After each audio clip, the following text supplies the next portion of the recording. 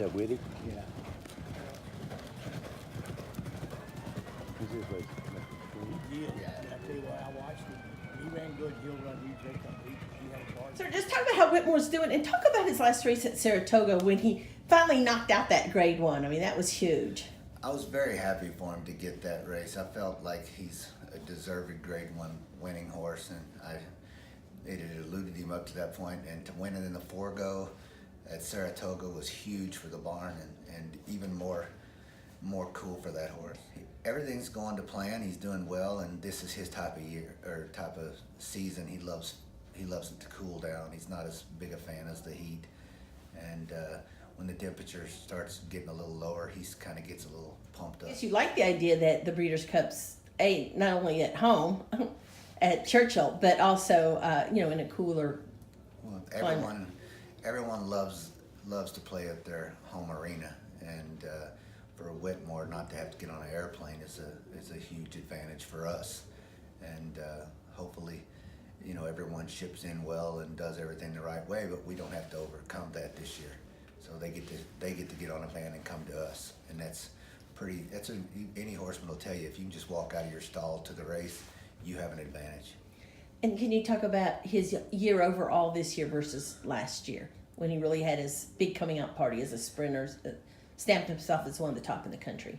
I think he's managed to stay, that's what I want him to do, is be consistent. And I think consistency has been one of the things that separates him, is that he brings it every time.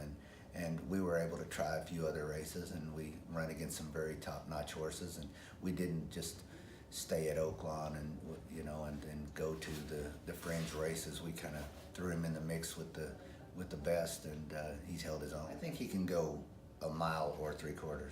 I think at this track, with the way it is, I think that he could do either one of them very well.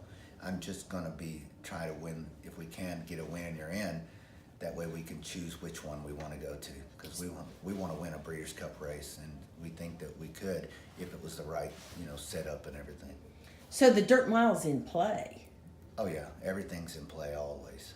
Yeah. But what you like about this is it's a one-turn dirt mile, and it's got that long stretch for him. Yeah, he loves the track. He loves the stretch, and I think that there's good horses in both, and I think it's going to be a fun year to be in either one of those races. So he won the Phoenix last year. Yeah, it was awesome to win that race. It's an old traditional race, and that's what I want to do. Is I love winning certain races, but the Phoenix was on my to-do list, bucket list, so I was glad to win that last year. We're going to try to do it again this year if we can.